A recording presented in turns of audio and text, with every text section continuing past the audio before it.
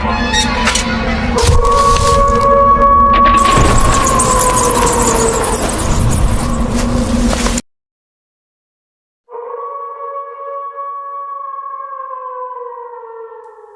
वालेकुम। नाना जी की कहानियों में अपने सभी सुनने वालों को खुशामदीद कहती हूँ। उम्मीद करती हूँ आप सब लोग खैरियत से होंगे, जहाँ होंगे खुश होंगे और मेरे चैनल पर नाना जी की कहानियों को बहुत पसंद भी करते होंगे। आप सबको रमज़ान मुबारक का तीसरा अशरा बहुत मुबारक हो। आज आप लोगों के लिए नाना जी की एक और बहुत डरावनी कहानी लाई हूँ जिसे आप लोग बहुत पसंद करेंगे। नाना जी बताते हैं कि एक दफ़ा शाह साहब के पास एक शहर था, वहाँ से एक आदमी आया। वो वहाँ का चौकीदार था। वो कहते हैं कि जी मैं एक स्कूल में चौकीदार हूँ। एक स्कूल है वहाँ पर हमारा इलाके में। स्कूल जो है जैसे घरों से हटकर एक ग्राउंड टाइप जगह है, उसके साथ वो स्कूल है, गवर्नमेंट का स्कूल है। और मेरी ये नौकरी भी गवर्नमेंट की तरफ से ही है। कुछ अरसे से मेरे साथ कुछ अजीबोगरीब मामलात हो रहे हैं, इसलिए मैं आपके पास आया हूँ कि मेरी मदद करें। इस नौकरी के अलावा मेरे पास कोई और नौकरी भी नहीं है। जब भी स्कूल में रात का टाइम होता है, पूरा स्कूल जैसे अंधेरे में डूबा होता है। मैं स्कूल की सीलिंग की लाइट, बरामदे की लाइट जला कर रखता हूँ। मेरा कमरा जो है वो गेट के पास ही है।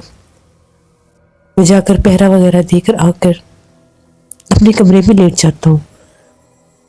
अक्सर मुझे स्कूल से हलचल की आवाज़ें आती रहती है, जैसे कभी कोई टेबल घसीटने की आवाज़, कभी कोई कुर्सी घसीटने की आवाज़, कभी बच्चों के हंसने की आवाज़। तो मुझे ये लगता था कि आसपास जैसे घर है, इलाके हैं, तो बच्चों की आवाज़ें आती हैं उनकी।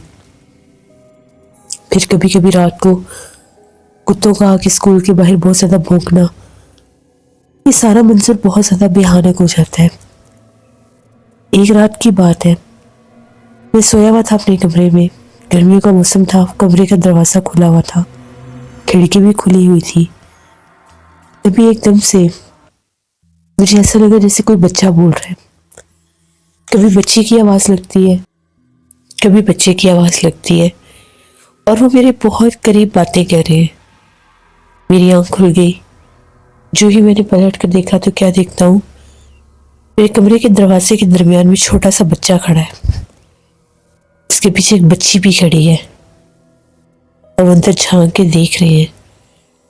एकदम से जब मैंने उन्हें देखा, मैं घबरा गया और जैसे मैं नींद से उठकर एकदम से उनकी तरफ देखने लगा कि ये बच्चे मुझे अब नजर आ रहे हैं, तो ये बच्चे कहाँ से आ गए। मैं बहुत ज़्यादा डर गया क्योंकि बच्चे सामने थे। मैं फौरन से उठा और जाकर उन बच्चों के पीछे भागा। इतने में वो बच्चे मेरे सामने ग्राउंड की तरफ भागे। मैं जब उनके पीछे ग्राउंड पे गया, बच्चे गायब हो गए। मैं डर गया कि शायद मैंने ख्वाब देखा है। मैं ये क्या मच रहा था। मैंने चारों तरफ देखा, स्कूल की तरफ जाकर अंदर वाले हिस्सों की तरफ देखा, कहीं कोई बच्चा नहीं था। अब ये रोज का मामूल बनने लग गया। मामूल ही ऐसे बनने लग गया कि जैसे ही आधी रात को मैं सोता था, झूला झूलने की आवाज़ें आना, बच्चों का शोर मचाना, मेरी आँख खुल जाती थी। मैं जाकर देखता था तो कोई नहीं होता था। जैसे ही आकर कमरे में दोबारा लेटता था, एक छोटी सी बच्ची आकर कमरे की खिड़की में खड़ी होकर बोलने लग जाती है। उस बच्ची को जब मैंने गौर से देखा, उसका चेहरा बहुत डरावना था और आंखों वाली जगह पर काली स्याह जैसे धब्बे होते हैं, कोई उनमें आई बॉल नहीं था। मैं बहुत डर गया, ये तो कोई और माजरा जिन्नात की बच्ची है। मैंने आयतुल कुर्सी पढ़कर सोना शुरू कर दिया। जब मैं रोज आयतुल कुर्सी पढ़ के सोने लगा तो वो बच्ची आकर खड़ी होना बंद हो गई, लेकिन स्कूल में से आवाज़ें आती थी। इसी तरह से एक शाम की बात है, मगरिब का टाइम था। मोहल्ले में से एक बच्ची आई छोटी सी, स्कूल का गेट बजा रही थी। मैं दूसरे शहर से हूँ, इसलिए मैं सुबह शाम स्कूल के अंदर ही रहता हूँ और महीने में 2 बार जाकर अपने घर वालों को मिलाता हूँ, उनके पैसे वगैरह दे आता हूँ। तो मैं उधर अपने स्कूल में बैठा चाय पी रहा था। बाहर मैंने कमरे के बाहर चारपाई बिछाई हुई थी, वहां पर पौधे वगैरह लगाए हुए, उनको पानी दिया और उसके बाद मैं चाय पीने लग गया। जोर जोर से कोई दरवाजा खटखटाने लगा तो मैं उठा, मैंने दरवाजा खोला। एक छोटी सी बच्ची थी, मुझे कहने लगी कि स्कूल में मेरी सहेली है, मैं उनसे खेलने आई हूँ। मैंने से कहा बेटा अब स्कूल बंद हो गया, वो स्कूल टाइम में बच्चों के साथ खेलते हैं, अब तुम जाओ। वो जिद करने लगी नहीं मेरी सहेली है सामने, वो दीवार से मुझे बुला रही थी तो मैं खेलने आई हूँ, बिल्कुल छोटी सी बच्ची। मैंने बड़ी मुश्किल से उस बच्ची को भेजा कि तुम जाओ यहाँ से, स्कूल के टाइम में खेलते हैं। चली गई। मुझे बड़ा ताज्जुब हुआ कि कौन सी दीवार से इसको बच्ची बुला रही है। मैं गया, मैंने फिर चारों तरफ देखा, कहीं कुछ भी नहीं था। मैं फिर आकर बैठ गया। जो ही मगरिब हुई, अंधेरा हुआ, मैंने चारपाई अंदर की आयत कुर्सी पढ़कर हिसार बांध दिया और उसके बाद मैं खाना खाने के लिए चला गया। 8:30 बजे मैं खाना खा के वापस आया। जो ही मैंने स्कूल का गेट खोला, अंदर दाखिल हुआ तो मुझे ऐसा लगा कि जो झूला वाला ग्राउंड है, वहां पर पींग के ऊपर कोई झूला झूल रहा है। कोई बच्ची थी, बहुत ऊंचा झूला झूल रही थी। मैंने एकदम से ऐसे कुर्सी पड़ी और जल्दी से अपने कमरे में जाकर कमरे का दरवाजा बंद कर लिया। यह रात 8 बजे की बात है। काफी देर तक झूला झूलती रही। मुझे बड़ा डर लगने लग गया कि ये तो बहुत जल्दी ये मखलूक अपना जाहिर करने लगी है। मैं कहाँ जाऊं? यहाँ पर मैं किसी से बात करूंगा, वो कहेंगे नौकरी छोड़ दो, शायद कोई मेरी बात पर यकीन भी ना करे। अब मैं करूं तो करूं क्या?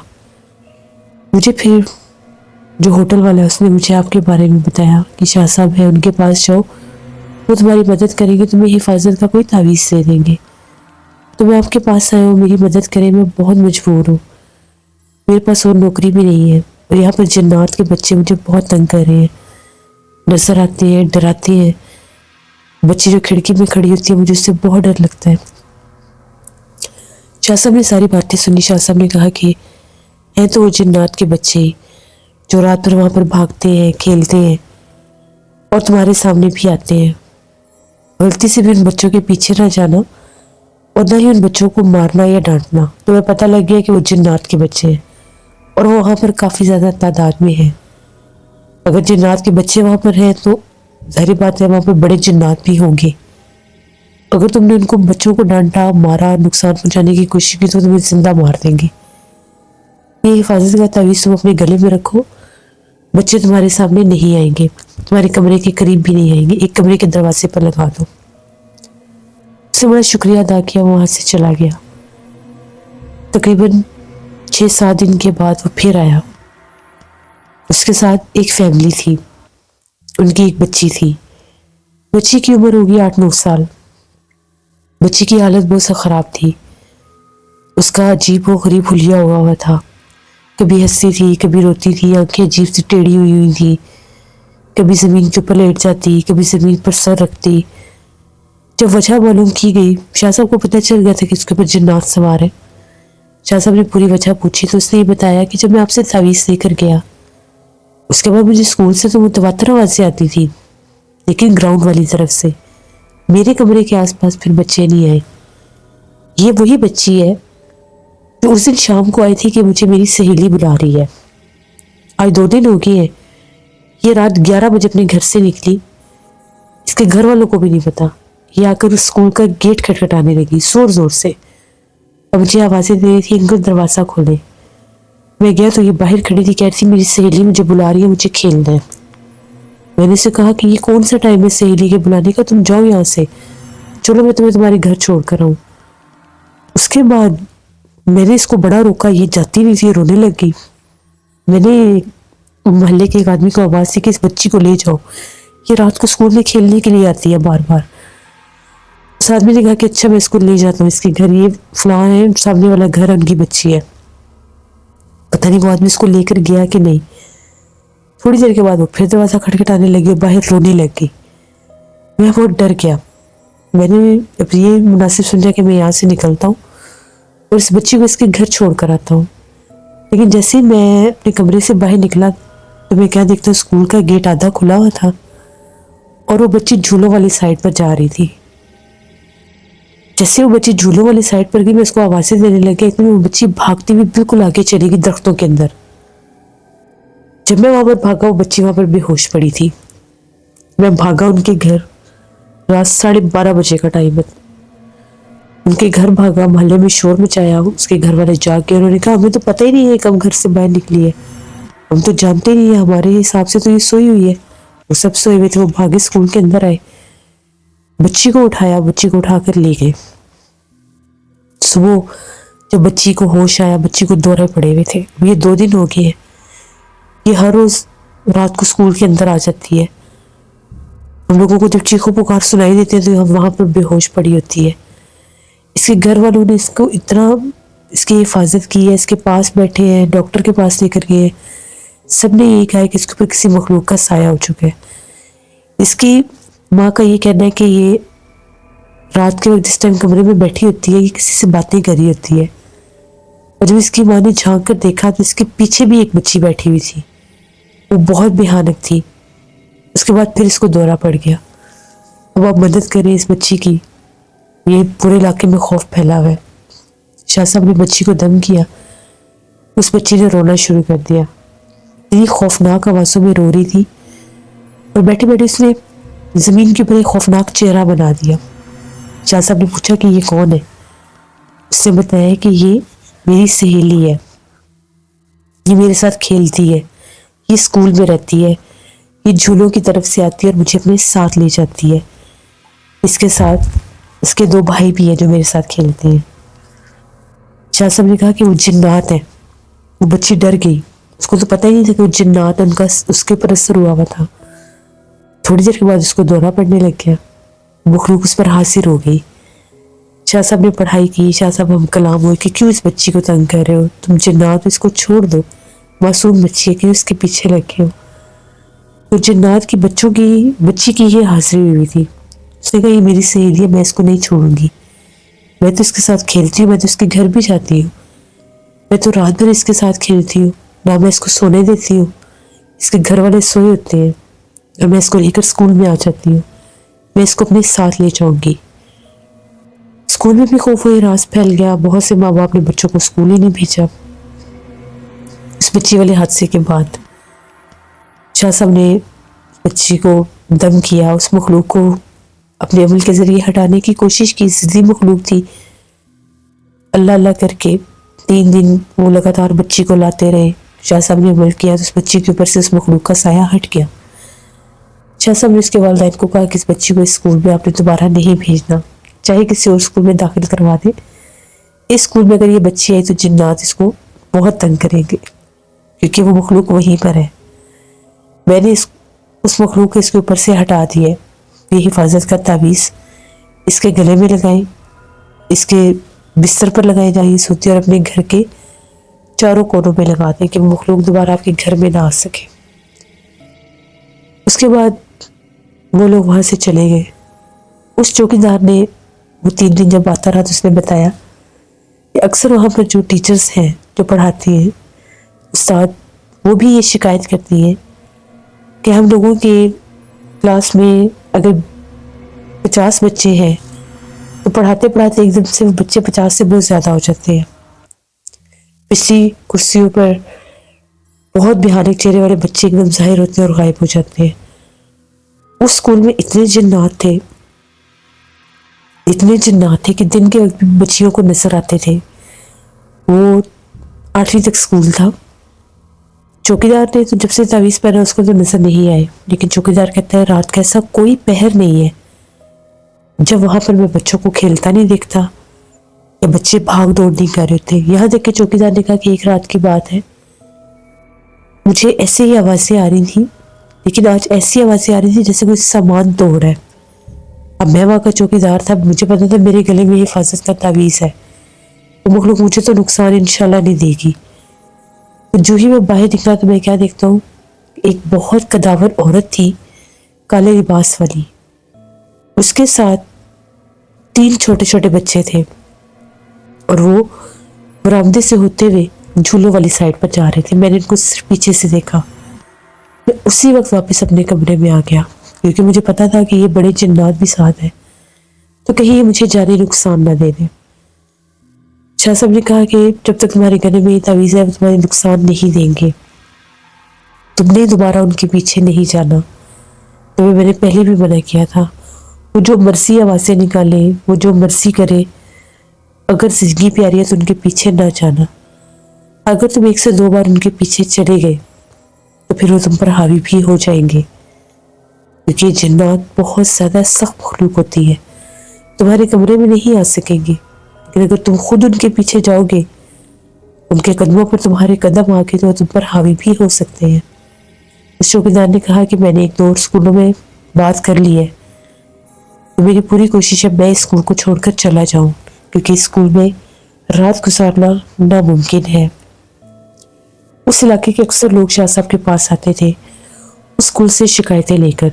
2 साल के बाद स्कूल बंद हो गया। उस स्कूल में जिन्नात की वजह से बच्चे बीमार होने लग गए, बच्चों को साया होने लग गया, बच्चे डरते थे। 1-2 टीचर्स के ऊपर भी जैसे वो जिन्नात का हमला हुआ, बाथरूम वाली साइड पर खौफनाक चेहरे वाली औरत नजर आने लगी, जो एकदम सामने आती थी और गायब हो जाती थी। जब वो स्कूल बंद हो गया तो उसके बंद होने के बाद भी उस स्कूल से रात भर आवाज़ें आती थी। वहाँ पर इस हद तक जिन्नात थे। वो लोग, इलाके के लोग जब शाह साहब के पास आए कि अब स्कूल बंद हो गया, वहाँ से किसी और बिल्डिंग में शिफ्ट हो गया, किसी और जगह पर, लेकिन अभी भी रात को स्कूल से आवाज़ें आती हैं, बच्चों के खेलने की, हंसने की, जैसे बच्चे शोर मचा रहे हैं। तो इलाके के लोग हैं, हमें डर लगता है, तो हमारे लिए आप कुछ करें, हम लोग वहाँ पर रहते हैं। शाह साहब ने कहा कि वो मखलूक सिर्फ स्कूल के अंदर ही महदूद है, वो बाहर इलाके की तरफ नहीं आएगी, क्योंकि उनका मेन ठिकाना मस्कन ही वो स्कूल है। आप लोग रात के वक्त स्कूल के आसपास ना जाएं, क्योंकि अगर उन जिन्नात को स्कूल से निकाला तो वो इलाके के घरों की तरफ भी जा सकते हैं। वो जिन्नात तादाद में बहुत ज़्यादा है, उनको वहाँ से निकालने की गलती अगर कोई भी करेगा, उनका मस्कन और ठिकाना उस इलाके के लोगों के घर होंगे। फिर वो आपके बच्चों को भी तंग कर सकते हैं और आप लोगों को भी। ये जिन्नात के जो बच्चे होते हैं ये बहुत ज़्यादा शरीर होते हैं, ये बड़े जिन्नात से ज़्यादा ज़िद्दी और सख्त भी होते हैं। अगर ये ज़िद में आ जाए तो ये जानी नुकसान तक दे देते हैं। धक्का दे देना, चलते चलते लोगों को गिरा देना, सामने आ जाना, एक हिवला बनकर एक्सीडेंट हो जाना, अक्सर जगहों के ऊपर आग का लग जाना, ये सारे जिन्नात के बच्चे शैतानियाँ करते हैं और तंग करते हैं। बेहतर ये है कि आप लोग इनसे दूर ही रहे, उस स्कूल के आसपास आना जाना छोड़ दें। आप लोगों को पता चल गया है कि वो स्कूल आसेबसद है, वहाँ पर जिन्नात है, आप लोग उस स्कूल से दूर रहे। कोई ज़रूरत नहीं है रात के स्कूल के आसपास जाने की भी, कि मैं कभी भी ये रिस्क नहीं लूँगा कि मैं वहाँ से जिन्नात को निकालूँ। अगर वहाँ से निकाला तो पूरा इलाका आसिफज़दा हो जाएगा। फिर उन लोगों को शाह साहब की बात की समझ आई और वो लोग वहाँ से चले गए। नाना जी कहते हैं जिन्नात के बच्चे अक्सर इंसानी बच्चों के साथ खेलते हैं। नाना जी बताते हैं कि एक दफ़ा मैं एक जगह से गुजर रहा था, वो एक गाँव का इलाका था, तो वहाँ से हम लोग तांगे पर आ रहे थे नाना जी के साथ। 2 शाह साहब के खादिम भी थे। नाना जी कहते हैं रास्ते में हम लोगों ने देखा एक ग्राउंड सा था, सड़क के किनारे कुछ बच्चे खेल रहे थे, उन बच्चों के साथ जिन्नात के बच्चे भी खेल रहे थे। नाना जी कहते घोड़ा एकदम से बिदक गया और डरने लग गया, तांगा रुक गया, सामने सिर्फ और सिर्फ बच्चे खेल रहे थे। कोचवान को समझ ही नहीं आ रही थी कि घोड़ा आगे क्यों नहीं जा रहा। नाना जी जब उस घोड़े से उतरे, तांगे से उतरे, तो जाकर देखा तो उनमें से एक बच्चा जिन का बच्चा था, काली शलवार कमीज में उन बच्चों के साथ खेल रहा था। जैसे नाना जी की नज़र उस पर पड़ी और उसकी नाना जी पर नज़र पड़ी तो वो भाग कर दर के पीछे चला गया और गायब हो गया। नाना जी ने उन बच्चों से कहा कि यहाँ पर मत खेला करो, यहाँ पर जिन्नात के बच्चे तुम्हारे साथ खेलते हैं। अभी तुम लोगों के पास एक बच्चा खेल रहा था। वो सारे बच्चे यहाँ वहाँ देखने लगे और उसका नाम राशिद बताने लगे कि राशिद यहाँ पर नहीं है। उस जिन के बच्चे ने अपना नाम राशिद बताया था और उनके साथ खेलता था। नाना जी ने कहा कि वो कहाँ से तुम्हारे साथ आता है। उन बच्चों का ये कहना था कि वो सामने उस तरफ से आता है और उस तरफ एक कब्रिस्तान था। फिर नाना जी ने उन बच्चों को मना किया। उन बच्चों ने कहा कि हम दोबारा इस तरफ नहीं आएंगे। बच्चे मासूम होते हैं, उनको ये भी पता नहीं होता कि उनके साथ खेलने वाले बच्चे हैं या जिन्नात हैं। क्योंकि वो जन्नत के बच्चे बच्चों के साथ उसी तरह से खेल रहे होते हैं जैसे वो बच्चे हैं। उनको वो उस हद तक नुकसान नहीं देते जब तक वो बच्चे उनसे दूर ना भागे। अपने बच्चों का ख्याल रखना चाहिए। नाना जी हमेशा कहते हैं अपने बच्चों को शाम के वक्त झूले ना दिलवाया करें, झूलों के ऊपर जिन्नात के बच्चे होते हैं। अक्सर बच्चों से मायूस होकर उनके पीछे आ जाते हैं। या फिर अकेले कमरों में बच्चों को न सुलाया करें, वहाँ पर भी जिन्नात और उनके बच्चे उन पर हावी होने की कोशिश करते हैं। अपने बच्चों की हिफाजत खुद किया करें। दरख्तों के नीचे बैठना, दरख्तों के नीचे खेलना, इन सब चीज़ों पर वालिदैन को ख़ास ख्याल रखना चाहिए ताकि आप अपने बच्चों को आने वाले नुकसान से बचा सकें। ये थी नाना जी की एक कहानी जो नाना जी ने हमें बताई और मैंने आपको बहुत शुक्रिया जुल्फ़कार आपका। जैसे ये बात बिल्कुल ठीक है कि जिन्नात जिस तरह से इंसानों पर हावी होते हैं उसी तरह से उनके बच्चे भी इंसानों पर हावी होते हैं और उनके बच्चों पर भी हावी होते हैं। अपना भी ख्याल रखा करें, अपने बच्चों का भी ख्याल रखा करें। थोड़ी सी एहतियात हमें हर मुसीबत से बचा सकती है। अपना फीडबैक मुझे ज़रूर दें। आप लोगों को नाना जी की कहानी कैसी लगी? आप लोग मुझे ज़्यादा से ज़्यादा सपोर्ट करें और मेरे चैनल की वीडियोस को शेयर किया करें। इंशाल्लाह कल फिर मुलाकात होगी नाना जी की किसी नई खौफनाक कहानी में। जहाँ रहे खुश रहे। Thank you for listening my stories. Stay tune. अल्लाह हाफिज़।